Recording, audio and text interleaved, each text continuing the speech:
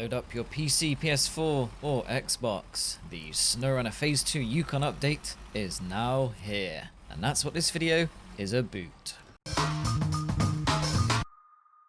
Hello lovely people, welcome to A Tribe Called Cars, not A Tribe Called Carbs, which is my cooking channel. This video is all about SnowRunner Phase 2, Explore and Expand. The general premise is to build up an industry in this remote, snowy and muddy region of Canada.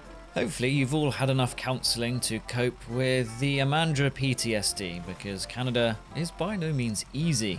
But it's also a lot more interesting, so I really do think this is the best expansion so far. It's been a bit of a wait. Amandra came out on the 7th of September, but you're getting 2 new maps which are big, 2 new trials, 3 new trucks, 4 if you include the £3.29 Western Star 49X truck, and a whole lot of missions. You also get the ability to lock and set your frame rate on PC, 30, 60 or unlimited frames, plus new missions in Tamir and Michigan. As per usual, you can play with all the new stuff if you buy or have the SnowRunner Season Pass, or you can buy Season 2, formerly Phase 2, not sure why that was changed, separately for £5.79, or the equivalent in your currency. You can also access this stuff through another person who has the Season Pass in co-op. You also get interior and exterior decal customization, new bobbleheads, new things to dangle from the mirror, dice being the most obvious option, and a lovely free KRS-58 Bandit Russian truck, which will be getting a review soon.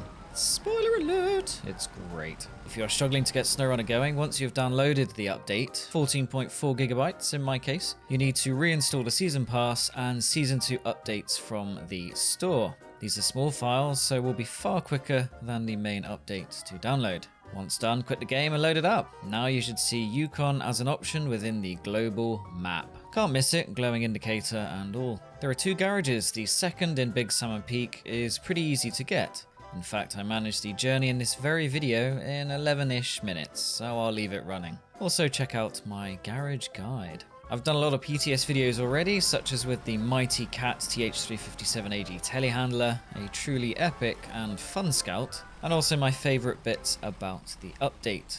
You're welcome to check out my SnowRunner playlist, a nice and easy way to see all my guides, truck reviews, etc. Anyway, I will instead talk about a few things I've noticed about SnowRunner. On console, you cannot set your frame rate, which means no 4K 60 gameplay on the PS5 or Xbox Series X. I was told to expect an announcement on this subject in due course. Stay tuned. What I will say is that the load times on the Series X are great, and I love that the quick resume jumps me back into the game in a few seconds. I also love that you get barely any stuttering, and the level of detail is decent. SnowRunner really is a pretty game. Unfortunately, 4K 60 gives the PC version the edge, but hopefully an update will help push the next-gen console offering closer. Not the end of the world if not, particularly as I came from an Xbox One OG with just 1080p graphics and loading times measured in weeks, but it would be cool. I think the fact console mods are coming in Phase 2 or Season 2, whatever you prefer, helps justify yet another paid-for DLC. Many were concerned mods would never happen, especially as this was the case for MudRunner. But we are edging closer, so now the wait begins for SnowRunner console mods to arrive. In the meantime, the Western Star 49X is decent, more useful than the Chevrolet Apache I joked about in another video. It can have various useful add-ons, it's pretty rapid, looks cool, decent torque. It's a bit like a less leery and less cool Navistar 5000NV, with a whole lot more versatility. Worth £3.29? Well, I bought it to test and have no regrets, but you can certainly live without it. It's not a collector's item, as Focus Home claims. One other cool thing that I've said before, but you may have forgotten, you can pack trailers and trucks on trailers and trucks. So no more things rolling around like you're some anti-safety cowboy of a truck driver.